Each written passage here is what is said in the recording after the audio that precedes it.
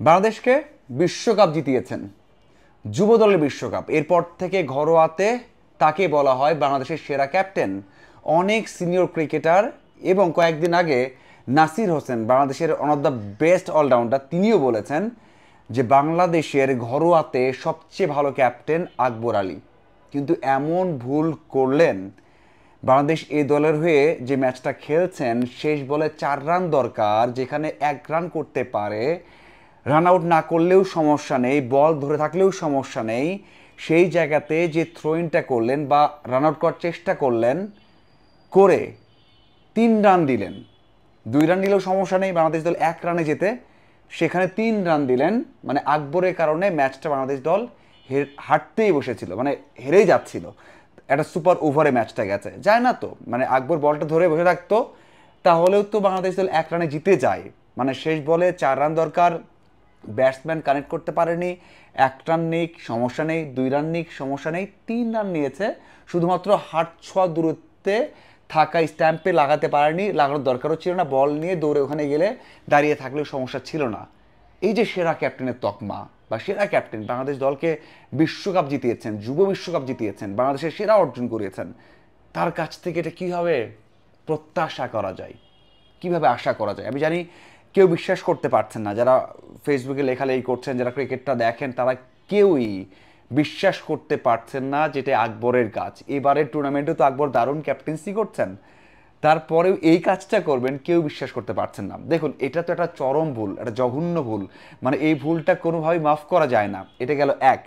দ্বিতীয়ত, যে কাজটা করেছেন জিসান আলম, সেটাও কোনোভাবে মাফ করা যায় না, আপনি মাফ করবেন না, মানে কোনোভাবেই করবেন না। সেটা হচ্ছে মানে মানে শেষের তৃতীয় বলে আর কি, মানে চতুর্থ বলে, যখন 3 বল বাকি ছিল, ওই বলে যে ক্যাচটা উঠেছে বাউন্ডারি লাইনে, আপনি এইভাবে ধরবেন, মানে ধরতে গেলে মিস হতে পারে, মিস হলে সামনে পড়বে, কিন্তু এমনভাবে ধরতে গেছেন বলটা হাতে লেগে 4 হয়ে গেছে, হাতে লেগে 4 হয়ে গেছে। সেটা যদি না হতো, বাংলাদেশ দল ওখানে জিতে যায়। মানে 3 বলে 8 রান দরকার ছিল, ওই ক্যাচটা নিলে 2 বলে 8 রান দরকার ছিল, আউট হতো, মানে 6টা উইকেট চলে যেত, তার মানে ওখানেই ম্যাচ শেষ। কিন্তু ওই যে ক্যাচ ছাড়লেন, 4 দিলেন, সেই জায়গাতে তারা কিন্তু ম্যাচটা জেতার পর্যায়ে চলে গেছে। এরপর দারুণ বল করেছেন রাকিবুল, বল করে একটা বোল্ড করলেন, পরের বলে ওই যে ভুল না করলে ড্র হতো না। এক কথায় সেখানেই দুজনের বড় ভুল, মানে দুজন তো ন্যাশনাল টিমে খেলবেন, এই টুর্নামেন্ট পরেও কথা উঠতে পারতো যে জিসান, হাবিবুর সোহান অথবা আকবরকে ন্যাশনাল টিমে নিয়ে আসা হোক, আয়ারল্যান্ড সিরিজেও নিয়ে আসা হোক বা চেষ্টা করা হোক, সে কথা উঠতে পারতো। কিন্তু তাদের কাছ থেকে প্রেশারে এইরকম ভুল, মানে এটা তো মানে একটা বড় স্টেজে, মানে আন্ডার 19 খেলেছেন, মানে এইচ লেভেলে খেলেছেন, সেখান থেকে বড় স্টেজ, ন্যাশনাল টিমে আসার শেষ ধাপ, এখান থেকে আপনি ন্যাশনাল টিমে আসবেন, সেখানে এই চাপ নিতে পারলেন না। এই চাপ মানে হচ্ছে দুইজন এত বড় ভুল করলেন, যারা দুইজন একেবারে ন্যাশনাল টিমের কাছে রয়েছেন। আপনি এইখান থেকে অনেকটা পিছিয়ে গেলেন, অনেকটা পিছিয়ে গেলেন। যদি ন্যাশনাল টিমে এই ভুল করেন, কোনোভাবেই গ্রহণযোগ্য নয়। মানে হৃদয় একবার থ্রো ইন করেননি, যেটা আমিরাতের বিপক্ষে সবার মনে আছে, বাংলাদেশ দল ওই ম্যাচটা হেরে গেছে। তো এইরকম ন্যাশনাল টিমে একটা ভুল করলে কখনো তো মাফ করা যাবে না, ক্যারিয়ার ধ্বংস হয়ে যাবে। এই যে তারা ন্যাশনাল টিমে আসার আগে 2টা ভুল করলেন, এই ভুলটা কোনোভাবেই গ্রহণযোগ্য নয়। এবং ন্যাশনাল টিমে আসার পরটা হয়তো বা কিছুদিনের জন্য আরও দেরি হয়ে গেল, মানে যত দ্রুত আসতেন একটু দেরি হয়ে গেল। দেখুন, মানে 4 বলে দরকার 14 রান, একটা 6, এরপর 3 বলে দরকার 8 রান, সেখানে ওই যে তৃতীয় বলে চতুর্থ বলে এসে 4 এবং ক্যাচ মিস, 2 বলে দরকার 4 রান, সেখানে একটা বোল্ড, লাস্ট বলে ওইভাবে 3 রান দেওয়া। এই হচ্ছে সামারি। আপনি যে রানটা চেস করতে নিয়েছে ভারত, তার আগে বাংলাদেশ দল ভালো ব্যাট করেছে, সোহান ভালো ব্যাট করেছে, মেহরাব ভালো ব্যাট করেছেন, সেখানে জিসান আলম ভালো একটা ইনিংস খেলেছেন, খুবই ক্যামিও খেলেছেন, তার ঠিক আছে, ভালো করেছেন, বোলাররাও মোটামুটি চেষ্টা করেছেন। রিপন তো শেষ ওভার ভালো বল করেছেন, সেই জন্য সুপার ওভারে দেওয়া হয়েছে, মানে দারুণ দারুণ বল করেছেন, কোনো রানই করতে দেননি, মানে পুরো ম্যাচ তো রিপনের জন্যই জেতা। কিন্তু ওখানেও একটা বড় ভুল আছে, যেটা বারবার কমেন্টেটররা বলছিলেন, হয়তোবা রাব্বি চেয়েছেন একবারে ফিনিশ করতে, যেন প্রথম বলে ছক্কা হাঁকিয়ে বা 4 হাঁকিয়ে ফিনিশ করতে, কিন্তু বেশি ফিল্ডার বাইরে রাখেনি ভারত, যেটা রেখেছে ওখানে দারুণ একটা ক্যাচ নিয়েছেন, মানে ভারতের ফিল্ডার দারুণ ক্যাচ নিয়েছেন। যে শটটা খেলেছেন রাব্বি, সেই শটটা না খেললেও পারতেন। 6 বলে 1 রান করতে হবে, হয়তো বা কোনোভাবে 1 রান নিতেন, বা ড্রাইভ করে ভালো একটা শট খেলে 4 রান করতেন, বা প্রথম 2 বল দেখতে পারতেন, যা খুশি করতে পারতেন।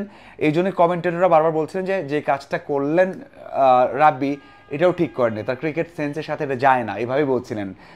অবশ্যই 3 জন বড় ভুল করেছেন, অমার্জনীয় ভুল করেছেন, এবং এই ভুলের জন্য তাদের খেসারত হয়তো বা এটাই হতে পারে যে ন্যাশনাল টিমে টি-20তে খুব দ্রুত আসার যে কথা উঠতো, সেটা হয়তো বা এখন একটুর জন্য হলে বন্ধ মানে একটু স্থগিত থাকবে, কথা কম হবে, এবং তাদেরকে নিয়ে এই 3 জনের ভুল নিয়ে কথা হতেই পারে।